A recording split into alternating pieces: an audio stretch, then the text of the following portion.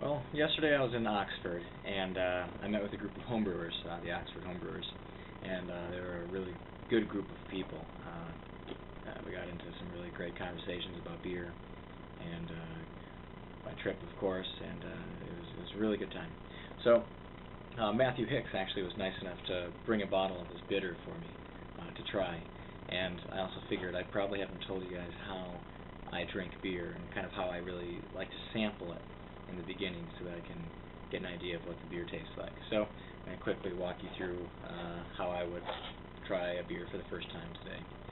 So this is a bitter, and I've actually let it sit out for about 20 minutes or so it has time to warm up from the fridge. Otherwise it's actually too cold to style. You want to drink them around 55, 58 degrees Fahrenheit, and when it's in the fridge and it's too cold, you actually can't taste the beer quite as much then. So, open up the beer, and actually this is a glass I got from Klages-Mundt Brewery.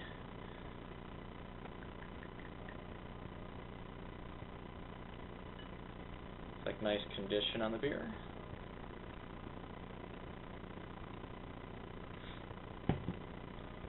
Trying to see how that looks.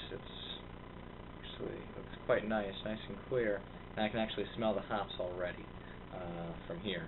So I'm guessing it's going to be a beer that I'm going to like quite a bit.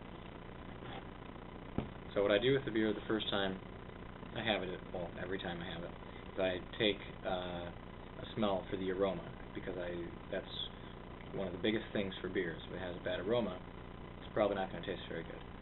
So that's the first thing I would do after visually inspecting it. So it looks nice, it's light golden, it's clear, and the hop character is actually pretty pronounced.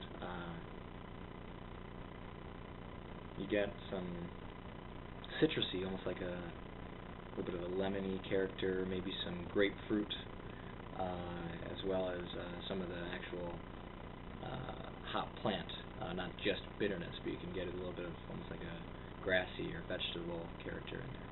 It smells quite good.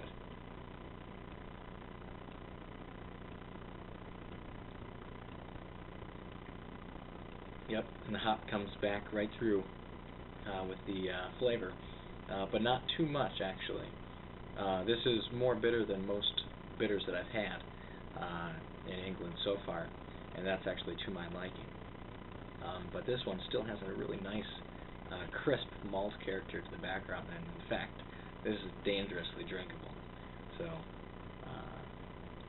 these Oxford homebrewers, and in fact many homebrewers around the world, truly do make the best beer out there.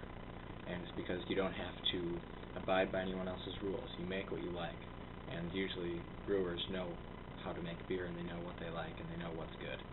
So if you meet a homebrewer who's been doing it for a while and they offer you a beer, you probably want to say yes, because it's probably going to be quite a good beer. So cheers to the Oxford Home Brewers for giving me a really good time in their town and having me come to their meeting, and for making fine beer.